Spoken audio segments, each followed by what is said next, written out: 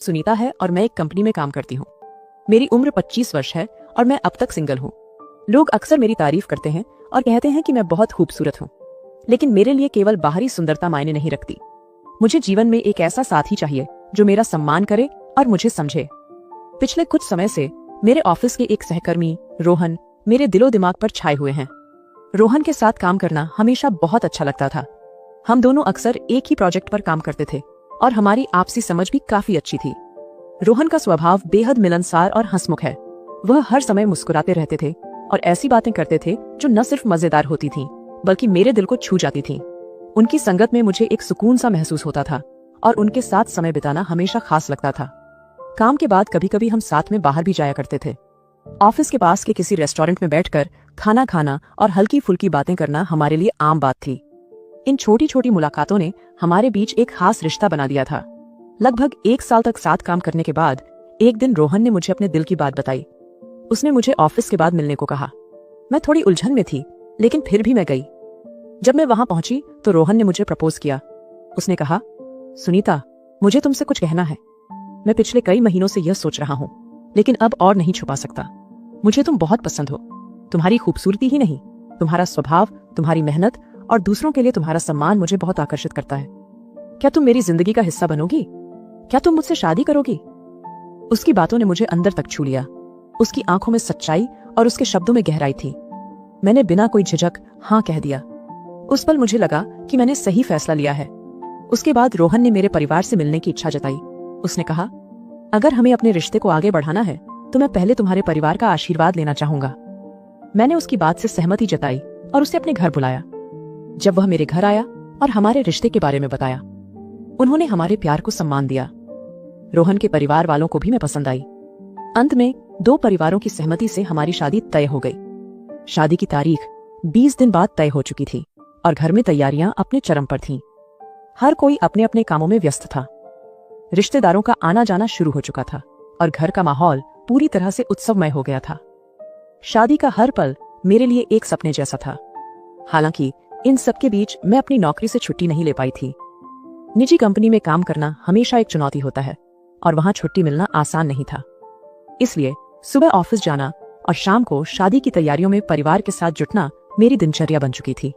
यह सब बहुत थकाने वाला था, लेकिन मन में उत्साह और खुशी इतनी थी कि थकान महसूस ही नहीं होती थी। रोजाना रात को मैं रोहन को फोन करती और हम घंटों बातें करते। हमारी बातें कभी खत्म ही नहीं होती थीं। शादी के बाद की जिंदगी के बारे में सपने देखते, कभी कभी हनीमून की जगह के बारे में भी चर्चा करते। मेरे ऑफिस के सहकर्मी भी हमारे रिश्ते के बारे में जानते थे। वे अक्सर मजाक में कहते, सुनीता, अब तो तुम जल्द ही मिस से मिसेस बनने वाली हो। उनके ताने और मजाक मुझे परेशान नहीं करते थे, बल्कि मैं उनकी बातों पर मुस्कुरा देती थी, क्योंकि मुझे अपनी खुशी पर गर्व था। सब कुछ बिल्कुल सही चल रहा था, लेकिन यह खुशी ज्यादा दिन तक नहीं टिकने वाली थी। मुझे पता नहीं था कि मेरी जिंदगी में एक बड़ा तूफान आने वाला है। शादी के दिन जैसे जैसे नजदीक आ रहे थे, मेरा दिल रोहन के साथ एक खूबसूरत भविष्य के सपने देख रहा था। मैं उसकी पत्नी बनने का सपना देखती और खुद को बहुत भाग्यशाली समझती। हालांकि दूसरी तरफ कुछ ऐसा हो रहा था जिसके बारे में मुझे जरा भी अंदाजा नहीं था। मेरी दुनिया में जहां हर चीज खूबसूरत लग रही थी, वहां कुछ ऐसा घटने वाला था जो मेरे पूरे जीवन को हिलाकर रख देगा। एक दिन की बात है, जब रोहन ऑफिस नहीं आया। वह बीमार था और उसने मुझे सुबह फोन करके बताया था कि वह आज आराम करेगा। उसका ऑफिस न आना मेरे लिए थोड़ी चिंता की बात थी, क्योंकि हमारी टीम के कई काम अटके हुए थे और उनकी अनुपस्थिति में मुझे अतिरिक्त काम करना पड़ा। पूरा दिन मीटिंग्स और प्रोजेक्ट्स के बीच भागते हुए गुजरा। जब मैंने अपना काम खत्म किया तो रात के 10 बज चुके थे। थकावट मुझ पर पूरी तरह से हावी हो चुकी थी, लेकिन मुझे घर भी लौटना था। जैसे ही मैं सड़क पर उतरी और रिक्शा खोजने लगी, बारिश शुरू हो गई। पहले तो हल्की फुहारें थीं, लेकिन कुछ ही मिनटों में यह तेज बारिश में बदल गई। मेरे पास छतरी नहीं थी और मैं सड़क किनारे खड़ी होकर किसी सुरक्षित जगह की तलाश में इधर उधर देखने लगी। लेकिन रात के इस समय सड़कें लगभग खाली थीं और कहीं कोई ठहरने की जगह नजर नहीं आ रही थी। बारिश ने मेरी हालत खराब कर दी थी। मैं पूरी तरह से भीग चुकी थी और ठंड लगने लगी थी। मेरा फोन भी भीगने के डर से मैंने बैग के अंदर रख दिया था। हर गुजरती हुई गाड़ी को देखकर मुझे उम्मीद थी कि शायद कोई रिक्शा आ जाए, लेकिन मेरी उम्मीदें धीरे धीरे खत्म होने लगी। अब मुझे डर लगने लगा था। ये इलाका सुनसान हो गया था और इतनी देर रात बाहर खड़े रहना सुरक्षित नहीं था। तभी अचानक एक बड़ी गाड़ी मेरे सामने आकर रुकी। गाड़ी की खिड़की धीरे धीरे नीचे सरकी और अंदर से एक युवक ने कहा, गाड़ी में बैठ जाओ, बारिश में खड़ी रहोगी तो बीमार पड़ जाओगी। पहले तो मैं चौंक गई और कुछ पल के लिए सोच में पड़ गई। मैंने ध्यान से देखा और महसूस किया कि वह युवक मेरे ऑफिस का नहीं था, लेकिन वह हमारे ऑफिस के सामने वाले ऑफिस में काम करता था। मैंने उसे कई बार लिफ्ट में आते जाते देखा था। एक दिन ऑफिस खत्म होने के बाद जब मैं रिक्शा का इंतजार कर रही थी, उसने मुझे लिफ्ट ऑफर की थी, लेकिन उसी समय रोहन बाइक लेकर आया और मैं उसके साथ चली गई थी। आज रोहन यहाँ नहीं था और वह युवक फिर से लिफ्ट देने का प्रयास कर रहा था। मैंने सोचा कि अनजान व्यक्ति से लिफ्ट लेना सही नहीं होगा, इसलिए मैंने उसे मना करते हुए कहा, धन्यवाद, लेकिन मैं रिक्शा का इंतजार कर रही हूँ। उसने मेरी बात सुनकर कुछ पल सोचा, फिर गाड़ी से उतरकर मेरे पास आ गया। उसने कहा, रात के 11 बज चुके हैं। इस समय बारिश इतनी तेज है कि तुम्हें ऑटो मिलना लगभग नामुमकिन है। सड़क भी सुनसान है और इस तरह एक लड़की का अकेले खड़े रहना सुरक्षित नहीं है। प्लीज मेरी गाड़ी में बैठ जाओ, मैं तुम्हें घर तक छोड़ दूंगा। उसकी बातों में सच्चाई थी। मैंने हालात को ध्यान में रखते हुए उसकी बात मानने का फैसला किया। मैंने धीरे से कहा, ठीक है, धन्यवाद। फिर मैं उसकी गाड़ी में बैठ गई। गाड़ी में बैठते ही उसने तुरंत हीटर चालू कर दिया ताकि ठंड से मुझे कुछ राहत मिले।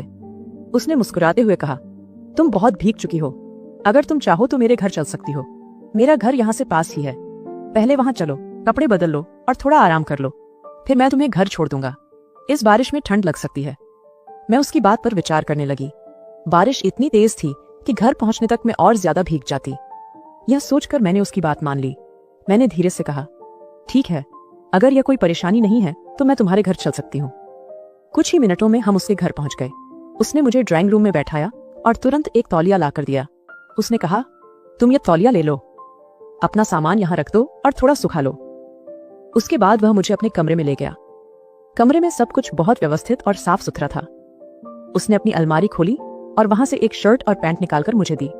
उसने कहा, तुम यह पहन लो, जब तक तुम्हारे कपड़े सूखते हैं तब तक यह पहन सकती हो। उसकी बात सुनकर मैंने हिचकिचाते हुए कपड़े ले लिए। फिर वह तुरंत कमरे से बाहर चला गया। मैं अपने शरीर को पोंछते हुए सामने दर्पण में देख रही थी। मैंने तय किया कि पहले अपने बाल सुखा लूं, क्योंकि गीले बालों के कारण मुझे सिर दर्द होने लगता है। मैं धीरे धीरे अपने बाल सुखा रही थी। इससे पहले कि मैं कपड़े पहन पाती, अचानक वह कमरे में आ गया। उस समय मैं केवल तौलिए में थी। उसने मुझे ऐसी स्थिति में देखा और कुछ क्षण के लिए वह चुपचाप मुझे देखता रहा। फिर उसने तुरंत सॉरी कहते हुए दरवाजा बंद कर दिया। मैं बहुत असहज हो गई थी। एक अनजान युवक ने मुझे इस स्थिति में देखा था और मेरी शर्म से मैं राहत नहीं महसूस कर पा रही थी। मैंने तुरंत उसका शर्ट पहना, लेकिन उसकी पैंट मुझे फिट नहीं थी, इसलिए मैंने तौलिए से खुद को ढक लिया और बाहर निकल गई। वह मुझे देखकर बोला, माफ कर दो, पर मैंने दरवाजा खटखटाया था, तुमने जवाब क्यों नहीं दिया? तब मुझे एहसास हुआ कि उसने दरवाजा खटखटाया था, लेकिन मैं इतनी असहज थी कि मैं कुछ भी नहीं बोल पाई। मैंने कहा, जो कुछ हुआ वो मेरी गलती की वजह से हुआ है। मैं बहुत भ्रमित महसूस कर रही थी। इसके बाद मैंने उससे पूछा कि मेरे कपड़ों का क्या किया जाए। उसने कहा, मैंने तुम्हारे कपड़े वॉशिंग मशीन में डाले हैं, उन्हें सूखने में आधा घंटा लगेगा, तब तक थोड़ा आराम करो। उसने कहा, चलो कुछ खाते हैं। उस रात जब हम दोनों रसोई में गए, उसने मेरे लिए आमलेट और चाय बनाई। जब सब कुछ तैयार हो गया तो उसने प्लेटें लगाई और हम दोनों खाने के लिए बैठ गए। जैसे ही मैं खाने लगी, मैंने महसूस किया कि वह बार बार मेरी तरफ देख रहा है। पहले तो मुझे लगा कि शायद वह कुछ कहना चाहता है, लेकिन फिर मुझे ध्यान आया कि शायद मेरी शर्ट का ऊपरी बटन खुला हुआ है। यह सोचते ही मैं थोड़ा असहज हो गई और तुरंत अपने शर्ट का बटन ठीक करने लगी। वह इस पर थोड़ी देर चुप रहा, लेकिन फिर उसके चेहरे पर एक हल्की मुस्कान आई। अचानक उसने मेरी ओर झुककर कहा, तुम प्रियसोम पहन लो, मैं तुम्हारे लिए लाकर देता हूँ। मैंने उसकी बात सुनी और थोड़ी हैरानी में पड़ गई। हालांकि उसकी बात में कोई गलत इरादा नहीं लगा। उसने मेरे लिए अलमारी से प्रियसोम निकाला और मुझे पकड़ाते हुए कहा, यह पहन लो, इसमें तुम ज्यादा आराम महसूस करोगी। मैं प्रियसोम लेकर कमरे की ओर चली गई। मैंने जल्दी से दरवाजा बंद करने की कोशिश की, लेकिन शायद गड़बड़ी में दरवाजा पूरी तरह बंद नहीं हुआ। यह बात मेरी नजरों से छूट गई। मैं प्रियसोम पहनने की तैयारी कर रही थी। तभी अचानक बिना दरवाजा खटखटाए वह फिर से अंदर आ गया। वह कुछ पल के लिए वहीं खड़ा रहा। मुझे बहुत असहज महसूस हुआ, लेकिन वह मेरे करीब आया और मुझे अपनी गोद में ले लिया। मैं खुद पर नियंत्रण नहीं रख पाई और बहक गई। मैं अचानक उसके प्रेम में खो गई। मुझे नहीं पता था कि क्या चल रहा है। उसका स्पर्श अलग सा लग रहा था। आधे घंटे बाद अचानक मेरे मन में ख्याल आया कि मैं क्या कर रही हूँ, क्या यह सही है? जैसे ही यह विचार आया, मेरे आंखों में आंसू आ गए। मैंने उसे रुकने को कहा, तू यह क्या कर रहा है? मैं तुझे अच्छे से जानती भी नहीं। तब उसने शांति से कहा, मेरा नाम संतोष है। यह सुनकर मुझे झटका लगा, क्योंकि वह मेरे पास के ऑफिस का सीईओ था। वह बहुत अमीर और प्रतिष्ठित था। मुझे उसका चेहरा परिचित लगा, क्योंकि कई बार लिफ्ट में हम आमने सामने आए थे, लेकिन मैंने कभी उसे ध्यान से नहीं देखा था। मैंने उसे रुकने के लिए कहा और कहा, अब कुछ भी मत कर। वह रुक गया और मेरे आंखों से आंसू देखकर कमरे से बाहर चला गया। उसने सीमा पार नहीं की थी और मेरा सम्मान सुरक्षित रखा था। मैंने देखा कि मेरे कपड़े सूख चुके थे। मैंने कपड़े पहने और बाहर आई। संतोष शांति से बैठा था और मुझे नहीं देख रहा था, लेकिन मुझे उससे बात करनी थी। वह मेरी ओर न देखकर बोला, चल मैं तुम्हें छोड़ देता हूं सुनीता। हम दोनों गाड़ी में बैठे। मुझे उम्मीद थी कि संतोष हमारे बीच जो कुछ भी हुआ उसके बारे में कुछ बोलेगा, लेकिन वह चुप रहा। उसने मेरी ओर देखे बिना गाड़ी चलाई। जब हम मेरे घर के पास पहुंचे तो उसने गाड़ी रोकते हुए कहा, अगर तुम्हें चाहिए तो तुम छाता ले सकती हो।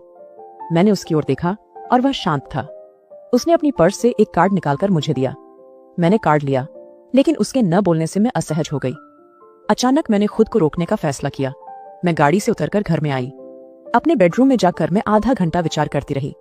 मैंने उसके कार्ड को देखा जिसमें उसका फोन नंबर था। बिना सोचे मैंने उसका नंबर डायल किया। संतोष ने फोन उठाया। मैंने कहा, मैं सुनीता हूं। आज जो कुछ भी हुआ तो वह मुझे बीच में ही रोककर बोला, मैं इसके बारे में सोच रहा हूं। उसका यह बोलना सुनकर मैं गोंधल गई। फोन रखकर अपने बेड पर लेट गई और उन पलों में खो गई। दूसरे दिन सुबह मैंने संतोष को गुड मॉर्निंग का मैसेज भेजा। आज शनिवार था, इसलिए छुट्टी थी। इसका मतलब था कि संतोष मुझे ऑफिस में नहीं मिलने वाला था। उसका जवाब तुरंत आया, आज क्या कर रही हो? मुझे आज शादी के लिए शॉपिंग पर जाना था, लेकिन मैंने लिखा, मैं फ्री हूं। इस पर उसने लिखा, मेरे घर आ जाओ 12 बजे, दोपहर का खाना तैयार रखूंगा।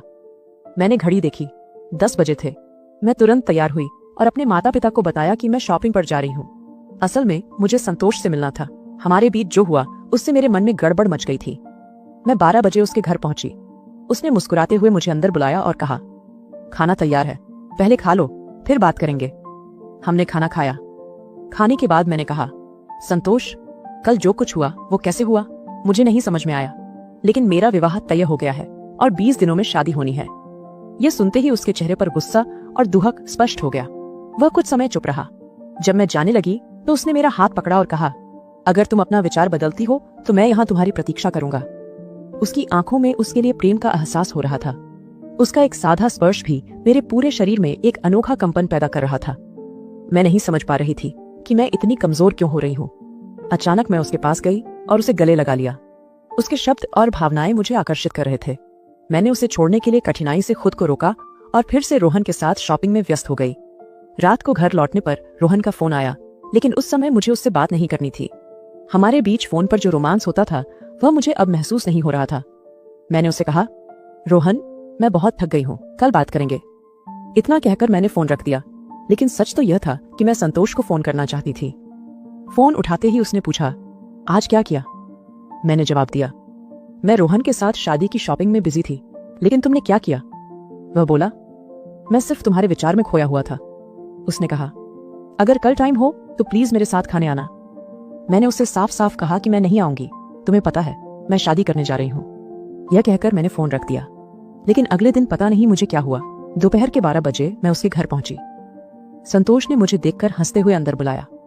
खाने के बाद हम सोफे पर बैठे थे। अचानक वह मुझ पर झुका और रोने लगा। उसकी भावनाएं व्यक्त करने लगा।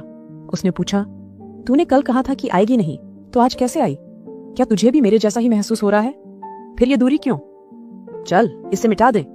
संतोष ने कहा, तू मेरी है, मैं तेरा साथ नहीं छोड़ सकता, चल मेरे साथ। वह मुझे अपनी गाड़ी से मेरे घर लेकर गया और सीधे अंदर चला गया। मेरे माता पिता ने उसे अजीब नजरों से देखना शुरू किया। संतोष ने अपने आप को पहचान कराया और फिर कहा, अब हम दोनों एक हो चुके हैं, हम अलग नहीं हो सकते। मेरी चेहरे पर उसके शब्दों से लालिमा आ गई। मुझे शर्म आ रही थी और मैं देख रही थी कि वह मेरे मम्मी पापा को यह कैसे बताएगा। मेरे माता पिता ने बड़े आश्चर्य से उसे देखा। पापा ने कहा, लेकिन बेटा, तुझे कुछ दिनों बाद रोहन के साथ शादी करनी है। संतोष ने अपनी जेब से एक छोटा सा बॉक्स निकाला और जिसमें सिंदूर था। उसने तुरंत वो सिंदूर मेरी मांग में भर दिया और कहा, सुनीता, अब तू मेरी पत्नी है। इसके बाद वो मेरा हाथ पकड़कर मुझे घर ले गया। मैं उस क्षण में क्या बोलूं? मैं उस भूकंप में बह गई थी। हमारा शादी टूट जाने के कारण रोहन का दिल टूट चुका था और मेरे माता पिता को यकीन ही नहीं हो रहा था। मुझे समझ में नहीं आ रहा था कि मैं अनजान लड़के के इतने करीब कैसे पहुंच गई और कैसे मैंने अपनी शादी तोड़कर उसके साथ रहने का निर्णय लिया। लेकिन शायद यह प्रेम था। प्रेम में हम कई बार होश खो देते हैं और यही मेरे साथ हुआ। तो दोस्तों,